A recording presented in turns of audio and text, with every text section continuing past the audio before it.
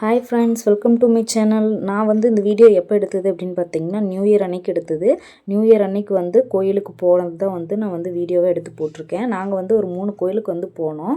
சரி, வருஷத்தோட மொதல் நாள் இல்லை, அதனால் கோயிலுக்கு போனால் ரொம்ப நல்லது அப்படின்னு சொல்லிட்டு இந்த வருஷம் தான் ட்ரை பண்ணியிருக்கோம். எப்படி இருக்குது இந்த வருஷம் அப்படின்றத நான் கடைசியாக அந்த வருஷம் முடியும் போது சொல்கிறேன்.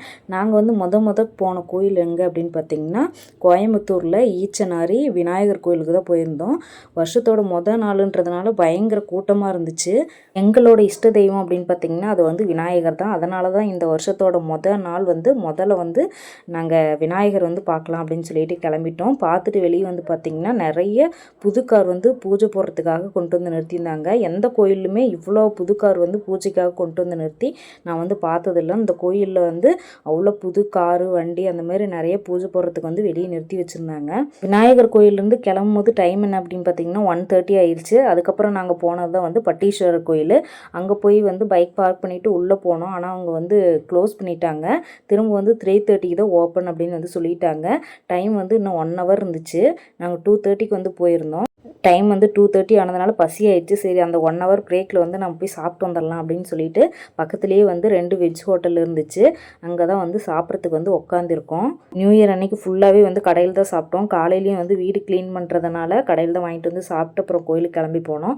போனதுக்கப்புறம் இங்கே மதியம் சாப்பிட்டுட்டு நைட்டுக்கும் கடையில் சாப்பிட்டு தான் போனோம். அன்றைக்கி ஃபுல்லாகவே கடையில் தான் ஃபுல்லாக சாப்பிட்டோம். கடையில் சாப்பிட்றதுனாலே எங்கள் குழந்தைங்க குஷியாயிருவாங்க. பயங்கர குஷியில் இருக்கிறாங்க.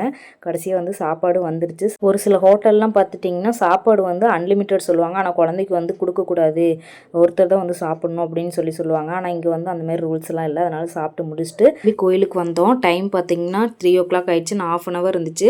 வெளியே பார்த்திங்கன்னா முருகன் ஸ்டாச்சு வச்சுருந்தாங்க. நாங்கள் நியூ இயர் அன்னைக்கு பிளான் பண்ணது எனக்கு எங்கெங்கே அப்படின்னு பார்த்திங்கன்னா விநாயகர் கோயில், சிவன் கோயில், அம்மன் கோயில். ஆனால் முருகன் கோயில் பிளான் பண்ணலையே அப்படின்னு சொல்லிட்டு ஒரு சின்ன வருத்தம் இருந்துச்சு. அதை இந்த கோயிலில் இருக்கிற முருகன் தீர்த்து வச்சிட்டாங்க. கோயிலுக்கு வெளியவே முருகனோட ஸ்டாச்சு இருந்துச்சு. அங்கேயே முருகனை பார்த்து ஒரு சந்தோஷம் கிடச்சிருச்சு.